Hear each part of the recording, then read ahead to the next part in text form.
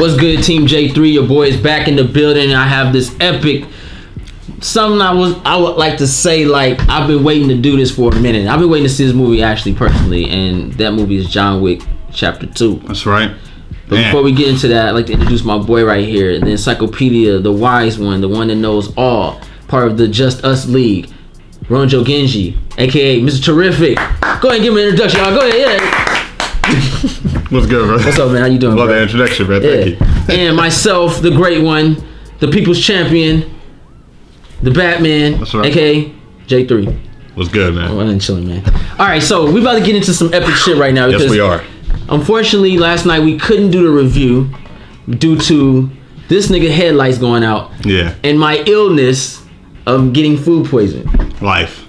I was fucked up last night, throwing up all over the place. Oh, man. But I'm a little bit better now. You will. And I got a little energy. For sure. I'm gonna do it. Little stomach still kind of fucked up, but I gotta make sure I let this out for you guys. Believe us when Not we to tell throw you. up, but the review. John Wick Chapter 2, man. Directed by Chad Stahelski and written by Derek Kolstad. Starring Keanu Reeves on some other shit. Keanu Reeves, man. Ian McShane, Lawrence Fishburne, Ruby Rose, Good Cat Common. Dude. Everybody's in here. Before we get in that review though, man. Yeah. We saw John Wick 1. Yeah. We reviewed John Wick 1.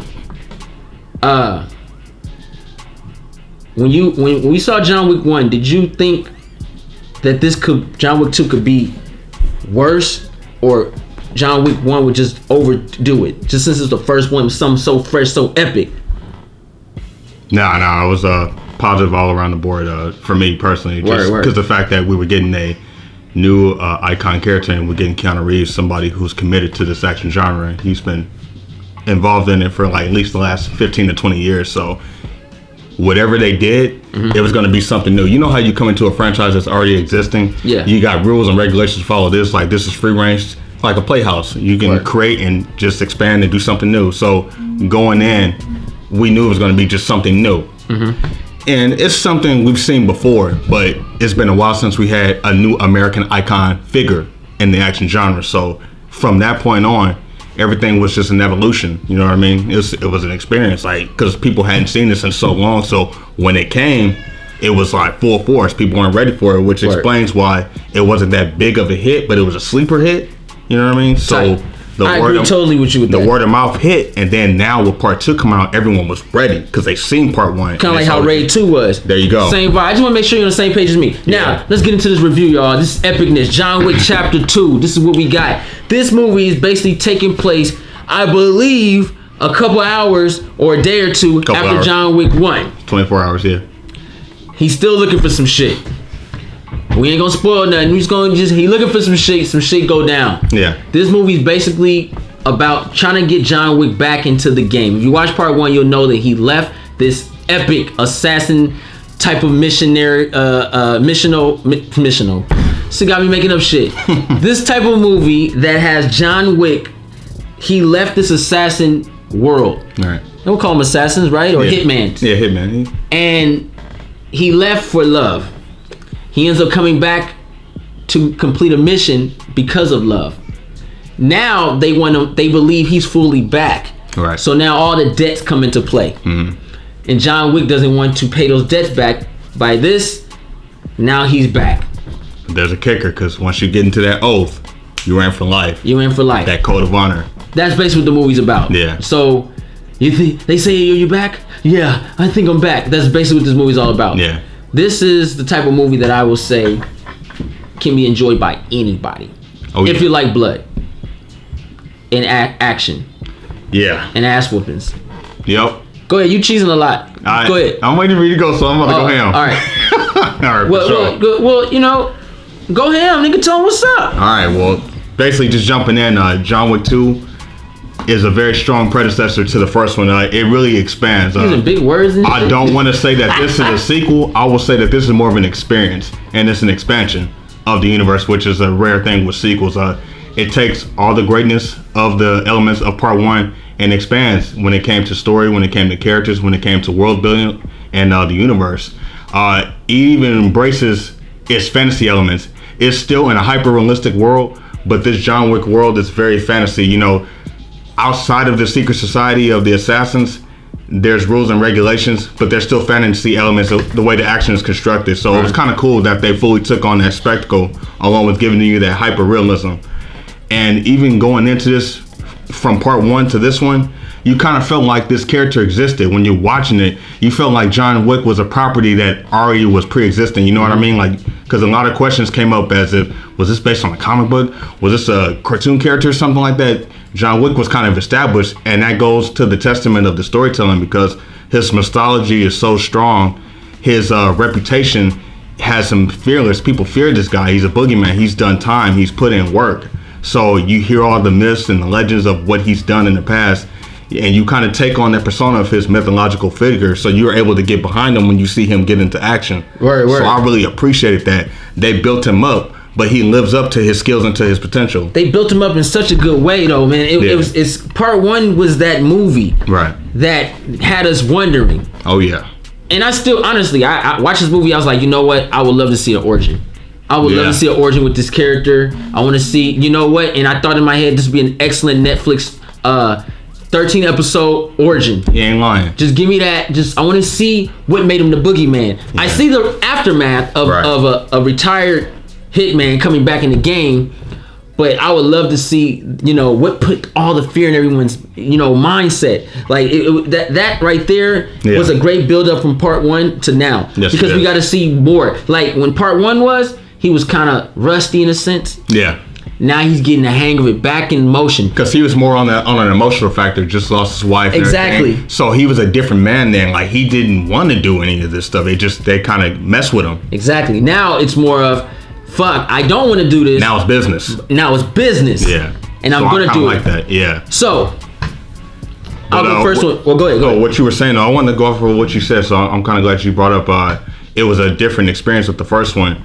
What they did was they basically showed another side of what he was kind of dealing with, because he was dealing with inner demons. So he was kind of more of in an emotional state of mind, but people understood his lifestyle and his way of living. So he always kind of kept to himself. Now he's fully on embracing who he is. Right. Because he's like, well, if this is life, then I got to do this. So basically he's trying to protect his legacy and his oath, so he doesn't die.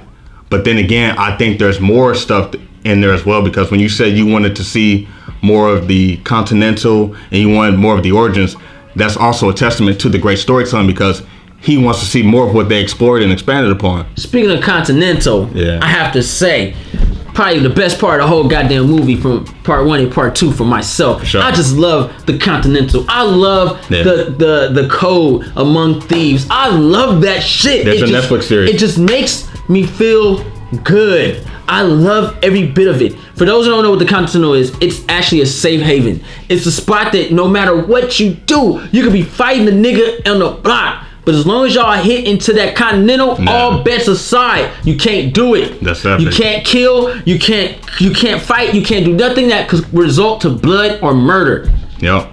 That shit is dope. You can't even cuss a nigga out. Like, it's all bets aside, and everyone respects the code. You gotta sit not there. Not this nigga, but the code. The real man legend. Continue. I didn't put the hand up. Keep that going. But anyway, but I just love every bit of it, man. This movie made me feel so good, man. They had to be civilized assassins, have a drink, have an A&B conversation, but when we walk out the door, what's up? I'm whooping your ass, nigga. I'm gonna murder you, man. And we got to see that too, so I like that. I loved every bit of it. What's the actor name? Oh, Ian McShane. Ian McShane, yeah. Brilliant.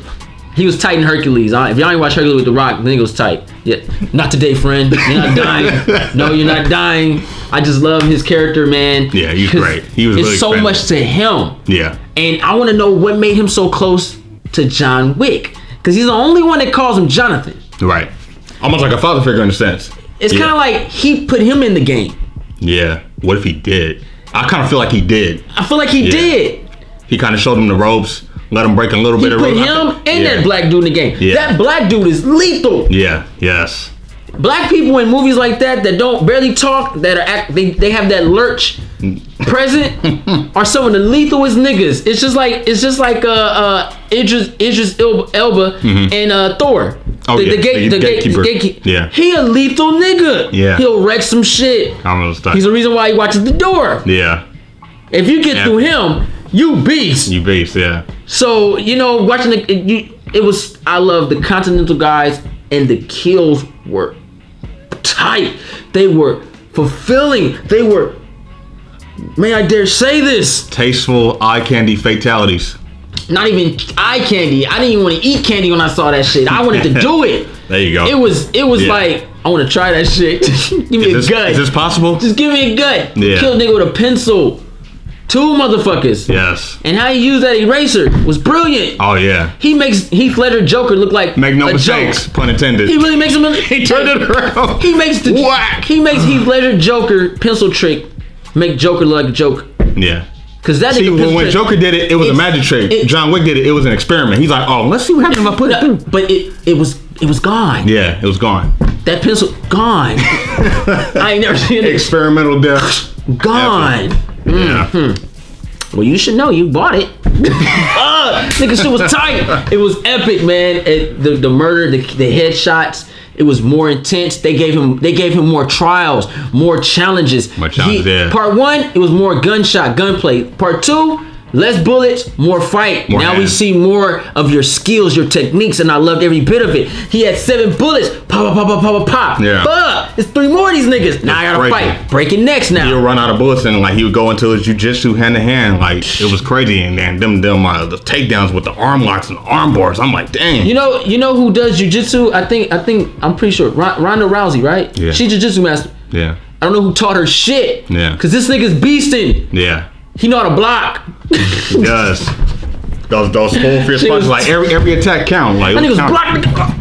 Get on the ground. That fight was between him and Common, man. Common throwing that was kicks. some great stuff. Yeah. I'm like, look at Common, man. You fight better than you rap. Yeah. This some real shit. He was getting down. He's a dope villain. He was good with the knives, with his hands. Like, I mean, he was an equal challenge. Like, it was crazy.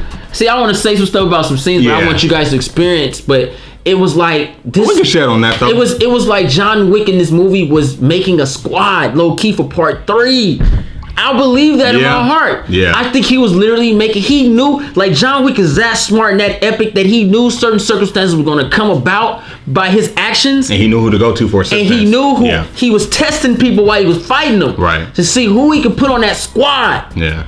I think John Wick is going to end up being like an expandable squad in part 3. Cause see, we there was another, this is not really a spoiler, but there was more to the Continental, and we got introduced to the high table and things like that. Bruh, so the higher ups, so it was like an actual Illuminati society, like it was crazy. Bro, they had bums that were assassins. Yeah. The city was It was a haven for killers, basically. Bro, this is not ruining anything for you. No, it's not. Never look at a homeless person in a negative way ever.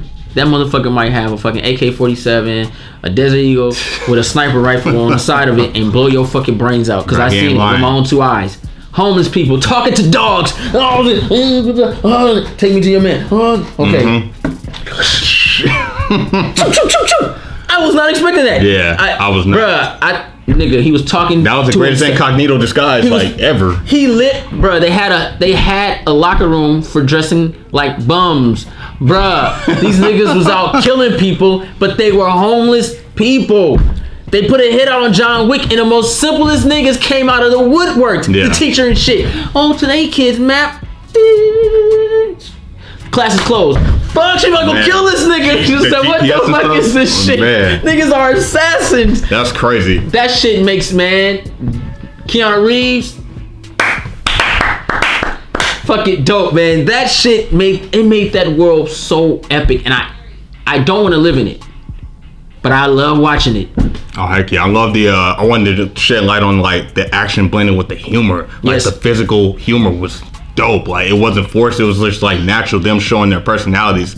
The scene where they're in the subway. Yes. Hilarious. Mm-hmm. They're shooting and they're walking, and I'm trying to figure out were the extras like were they acting? Did they know, or were they trying to be so incognito and not less obvious? Because it was funny, like they were walking and hit. And I understand that they have silencers, but again, this is where the fantasy element comes in. So the disbelief of no one not knowing or no one being disturbed was funny. Mm-hmm. But the fact that they were being so calmless and effortless about it, and they knew each other's skill level, They knew they were going to meet up anyway, but the fact that they were just like, I want to get him now, and he was like, I want to get you too. It was funny. So they were kind of, again, like you said, they were testing each other.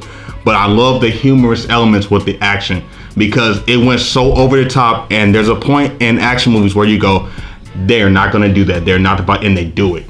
They do it so many times. They break that wall. They went there every time, so many times. And let's just touch on this. Yeah. Lawrence Fishburne, one of the greatest actors on my list. That's what's up. Did his thing, but very impactful. Yeah, it explains so much about John Wick.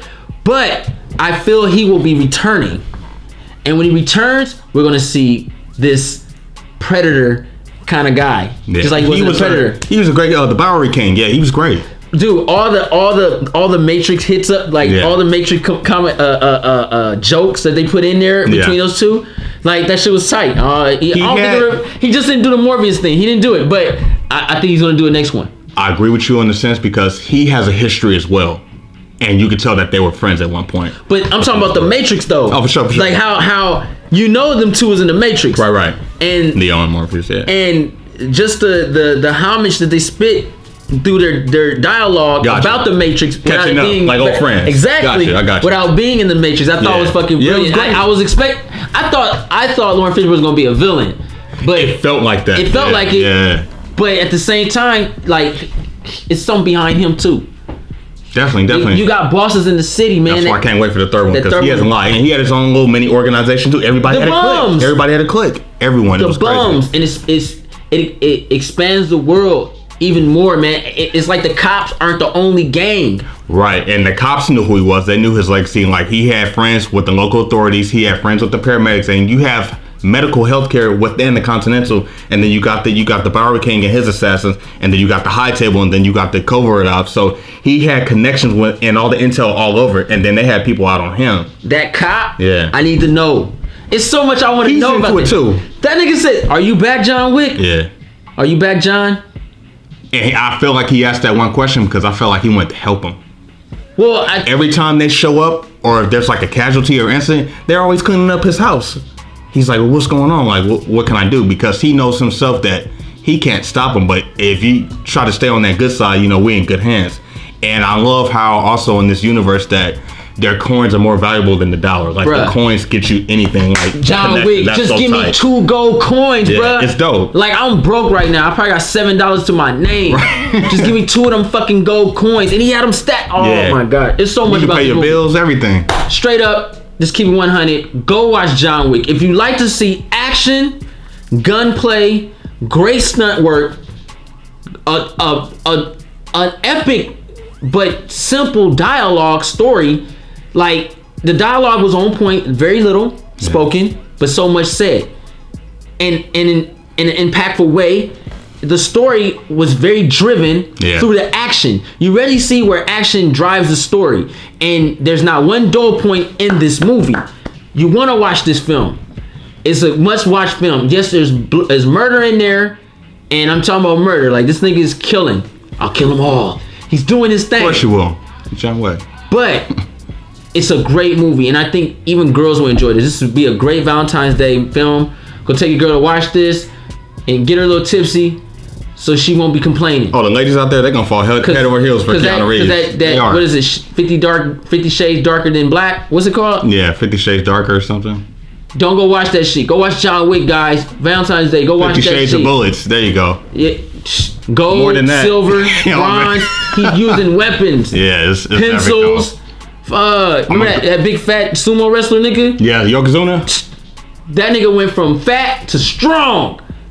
That's super. Bruh, how do you shoot a nigga and he just fat and it just absorbed that? That nigga was absorbing shock. That drop though. Bruh. I said, dude, they going raw with it. They went there. Yeah. This movie was tight. John Wick knew. He had to cheat. And he said, I'll jump on what you said on that because you made some good points on that. John Wick Chapter 2 basically is a great example of style mixed with substance.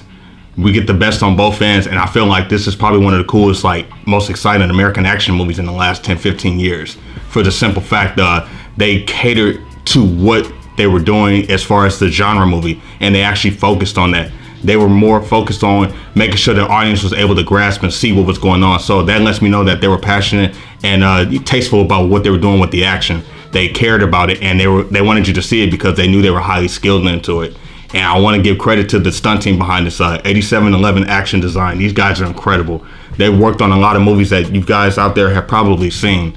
And the stuntmen deserve all the credit and respect for this, because it's like, man, I hope they're getting paid a lot of money for this, because it's like, did they get hurt or did they die on the set? Dude, that impact with the motorcycle, bruh. Yeah. When he hit that car. How the fuck do you do that? I was like, fuck, he's done. Yeah, This nigga's dead, bro. He ain't coming back from that. He's out of there. It's just one of those things, man. And I feel like it was a testament to an exciting, refreshing action movie, because to me, this is not just a great action film, it's great movie making. Bruh. It really felt, it was so stylistic, it was vibrant, it was colorful. And you know, the cinematography was tight. The cold piece of work is epic. And I'm gonna say two last things, because we got some more shit to do. But it's that this movie feels like it was inspired by John Woo. It definitely was. And it feels like with the gun fu. The gun fu, and it's like they took it there. They took it where he couldn't take it there. I think that was really dope, and I would love to see that. What's the actor name? Is it John Woo, right? Oh, the director, John Woo? Yeah. John Woo. Shouting at Fat and all them? Yeah. Shouting at Fat. There you go, yeah. Shouting Fat. That's what I'm talking about. Yeah. I would love to see him in John Wick 3. I would love to see him in John Wick 3 and let him be the one to have taught John Wick how to use that gun. That's what I want to see. Sign me up. That's what I want to see. I want to see him go to his, yes, praise me. No, that's what I want to see. You know what you just did? That's exactly what I want to see. I want to see that shit. I want to see John Wick Chapter 3 hard boiled. Bruh, because who taught him how to use that gun? That's tight. And I would love to see. That's tight. I want to see John Wick miss. And he says, that is not what I taught you. And he comes out of the woodworks and he says, let me show you how it's done. One bullet, take all them niggas out. Pew, pew, pew, just die. You gotta have the pigeons and the doves in there too. Gotta have it. Epic. And get the pigeon too. There you go. Right in the neck. That's tight. Feathers. Man. That's what I want to see. I'm gonna hit Charlie and Fat up on Twitter. That's what's up. Call him. Yeah. Hit that nigga up on Twitter. That's what I see. If y'all want to see it, write in the comments down below. Right. Tell me how real J3 imagination is. That's what I want to see. Now. One more thing. All right, I'm gonna show you so we get in this video. Towards the end of the movie, there's an epic homage to the classic film Enter the Dragon, and the shit is real. Yes. Like, it's crazy. Yes. You'll know exactly what it is. I said it. Yes. I was in there. I was like, man, fuck, this is like some Bruce Lee shit. And it blew me away. I was smiling so hard in the theater. Like, it was like 2 hours of adrenaline shot to the dome of your brain. Like, it's crazy. I loved it. Two things, and I'm done. But this is real quick. You know how they say this nigga brought a knife to a gunfight? Yes. That shit happened. Yep. This is the guy you sent to kill the boogeyman. It was a great result. They got a gun, knife, fight. Yes. Bullets, knife. Epic. Now, last movie I want to see. Yes. This is what I want to see. Because I got two 50-year-old grown men who are still in shape getting shit done, and they need to make a fucking movie. The shit needs to happen. And that means TC, Tom Cruise, needs to make a movie with Keanu Reeves on some action shit. That's what I need to see. I need to see them two. Jack Reacher. Let's go. Fuck. Mission Impossible. They need Ethan Hunt. Yeah. They need to do that because those two older cats I think will click perfect.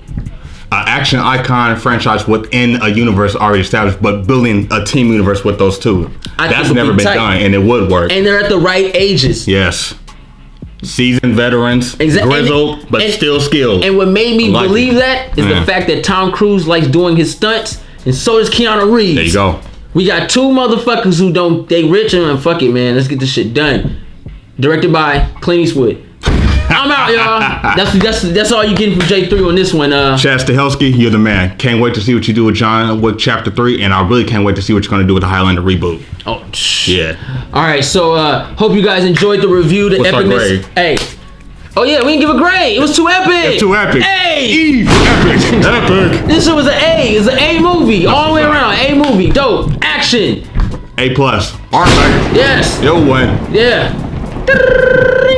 That shit is an A movie. So yeah, that's what we're gonna give it. I'm gonna watch it again after this video. So I forgot to give it grade. It was too epic. That's how it is. Man, I forgot. Like Sorry, y'all. I forgot. Forgive me. But like this video, subscribe to J3 Entertainment. Follow me on Twitter, Instagram, and Facebook. Also follow Rojo Genji. He's the master when it comes to Twitter because all he do is post shit all day. I'm tired of getting his notifications. I will be muting his notifications because I'm sick of seeing that shit.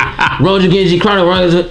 Fuck, nigga, stop. I gotta stay true to my subscribers. Gotta keep them entertained. I write them too, but and damn, movie talk. They come to me for questions. It's crazy. I'm doing homework, y'all, but I keep y'all happy, and that's what I do. I'd be glad to do it. You gotta keep somebody happy. Yeah. But it's nah. So yeah, like this video, everything like that, guys. Thank you, ticket holder. Thank you to all the J3, Team J3, everybody like that. Thank you, everybody. Appreciate it. You guys are 100%. awesome. Yeah. The Flash _2. Stop laughing at me. We just hype about this shit. That's how it is, You need man. to be watching it, bro. You need to go see it. Yes, Ronjo Genji. Thanks for coming through, bro. Appreciate Always. it. Couldn't miss this. Yeah, man. This was epic times, man. I'm watching it again. Yes. We're all gonna watch it again. So, J3 out.